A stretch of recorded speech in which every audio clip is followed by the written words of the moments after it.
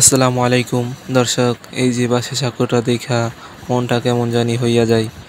এই নড়বড়ে তবু বর্ষার মতো এই সাঁকোর উপর দিয়ে কত সকাল সন্ধ্যা পার হয়েছে, স্কুলের ব্যাগ পিঠে বা কাঁধে বয়ে, কখনো রোদ কখনো বৃষ্টি, তবু এই সাঁকো ছাইরা কেউ কখনো ফিরে যায় নাই।